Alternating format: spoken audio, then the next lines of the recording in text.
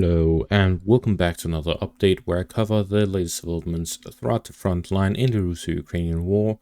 It is your host Weeb Union, and in this one there are several developments across the front line in favor of the Russians. The Russians managed to advance within the Kursk region and within the Sumi region along the border area, advancing deeper into Ukrainian territory to establish their offensive operations in that direction. The Russians also managed to advance within the northern outskirts of the Donetsk region, following the capture of Rydkodo. The Russians managed to advance on the northern and western flanks of Toretsk as they continued their offensive operations to secure the flanks of the city. At the same time, it is reported, as is seen with the red markings on this map here, the Ukrainians are building a new 350-kilometer long defensive line, which they are establishing as a deeper defensive line, expecting a Russian offensive this summer. So we can see based on this that they are expecting the Russians to break through the current lines of defense, and they are preparing for that scenario. We can see based on this that the Ukrainians are building fortifications on the northern flank of the city of Kharkiv itself. At the same time, the Ukrainians are building a defensive line from the river line east of Kharkiv all the way down south towards Izium. Further south, they are connecting a defensive line from the rear of Sloviansk-Konstantinivka line to the rear of Pokrovsk. This is to prevent a Russian breakthrough beyond that of Pokrovsk to flank the Ukrainian defensive line of the Sloviansk-Konstantinivka line. At the same time, they're building new defensive fortifications on the border area within the Dnipropetrovsk region to the west of Pokrovsk to prevent a Russian flanking maneuver from the western flank of the city. All of these areas are the main areas in which the Russian forces are expected to launch their offensive operations, mainly within the Donetsk region. We can see the bypass through the western flank of Dnipropetrovsk and the northern flank through the western bank of the Toretsk river line are both being built fortification lines within. At the same time, there is one to the north of Kharkiv. If the Russians launch an offensive operation in that direction, they'll have an extra defensive line. However, these fortifications are still being built.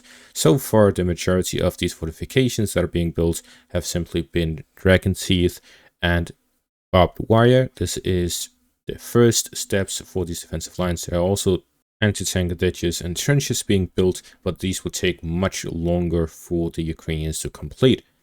The Russians are now racing against the Ukrainians now. Whether the Russians will launch an offensive operation sooner, the Ukrainians will not have that much time to build more fortifications, while the longer they delay it, the more difficult it becomes for them to succeed with this offensive due to the new fortifications built by Ukraine. While the Russians are improving their capabilities with manpower and firepower, the Ukrainians are improving by building new fortifications deeper within their own lines to prevent a Russian breakthrough. Starting out in the southeast, the Russians have managed to advance to the east of Syria, gaining control over the remaining fortifications and reaching the farm area in the northeastern parts of the town. The Russians are fighting over the remaining parts of Syria ahead of offensive operations further north towards Yablanivka and Katerinivka.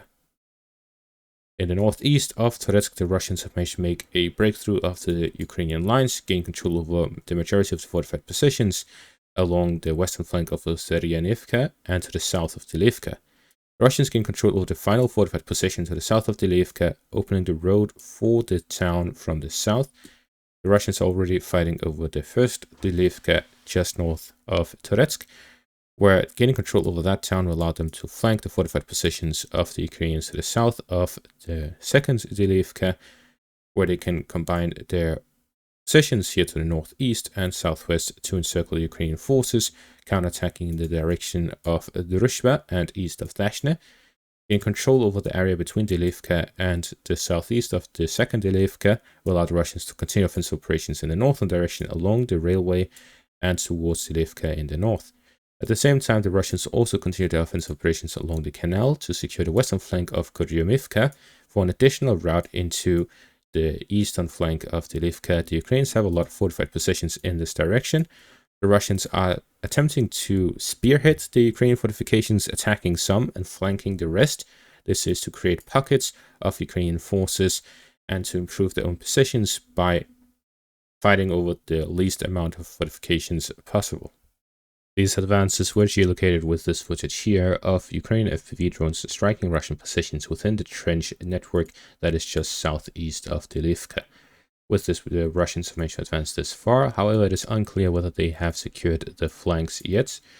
The Russians have recently captured the first lines here to the south of these fortifications. Therefore, it is evident that they have moved towards the fortified positions from the south through the main road connected here with the recent advances of the Russians in this direction.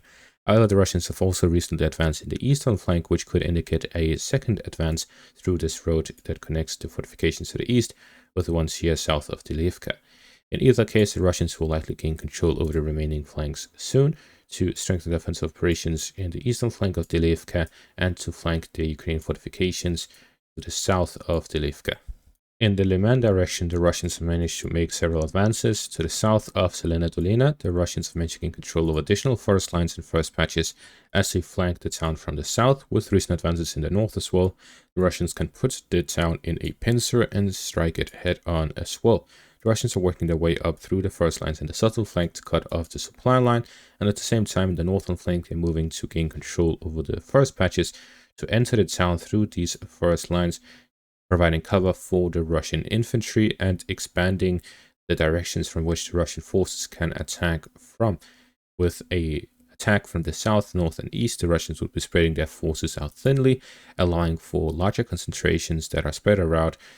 This means that the Ukrainian strikes would be less effective on the Russian positions.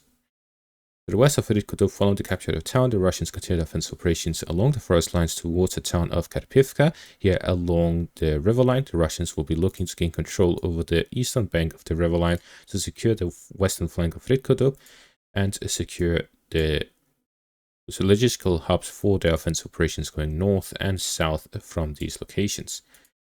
To the north of Rytkodub, the Russians have managed to gain control over the border area and slightly pass into the Kharkiv section of the border. The Russians will be looking to storm Novy Mir and the flanks of the fortified positions, gain control over the positions along the main road for further offensive operations to connect their forces in the south with the ones in near Kopenki and Stepi in the north, to flank the fortified positions and the positions of the Ukrainians on the Serbis river line, and to gain control over the towns and the road connecting the north and southern flanks of future offensive operations towards Borova and Lusova in this section of the front line. Finally, in the Sumi region, the Russians managed to gain control over the parts west of Gornel in the Kursk region and pass into the Sumi region, gain control over some first lines in the area. The Russians will likely start offensive operations to gain control over the first patches here near Setki to secure the eastern flank of Yunikivka and establish positions within the first patch areas as close as possible to the border area between Russia and Ukraine. Securing the flank there will allow the Russians to storm the town of Yunikivka along the main highway, while at the same time they've managed to expand their foothold within the town and the western flank of Luknia. The Russians are looking to gain control over Yunikivka, secure the highway, and establish Yunikivka as their main supply hub and forward outpost for future offensive operations towards Sumi itself and along the highway. The Russians also started offensive operations in the direction of Yablonivka, where they managed to reach the outskirts of the town.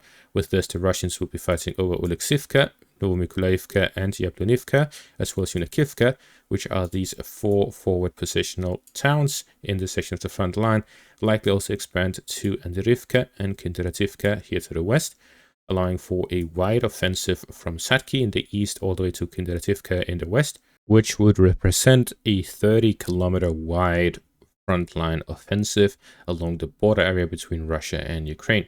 With this, the Russians will be pressuring the Ukrainians to send a lot of reinforcements to this section of the front line to prevent any sort of Russian breakthrough. If the Russians are able to establish the front line within the first patch areas here to the south of Satki and Yunikivka, they'll be able to secure these forward positions, have a wide area of the Sumi region under their control, and start bombarding Sumi and the surrounding towns with FPV drones and artillery, heavily pressuring the Ukrainian positions in the area and requiring a large concentration of Ukrainian forces to deal with the Russian offensive.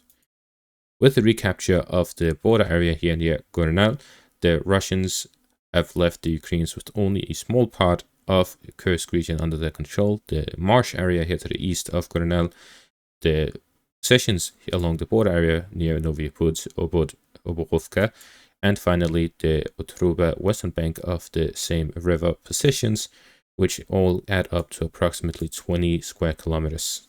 Other than those positions, the Ukrainians no longer have any single position across the border area on the Russian side of the border, while the Russians have 300 or 400 square kilometers just along the border area, not to mention the offensive operations in the south and the east. With this, the Russians are slowly making their way to establish the buffer zone. They only have a small portion of the border under their control. However, it allows the Russian forces to limit the Ukrainian offensive capabilities and defensive capabilities by redirecting and spreading out the Ukrainian forces. And that is going to be all for this update. Thank you all for watching. Make sure to leave a like, subscribe, check out my Patreon and YouTube membership for additional content. Thank you all for watching and have a great day.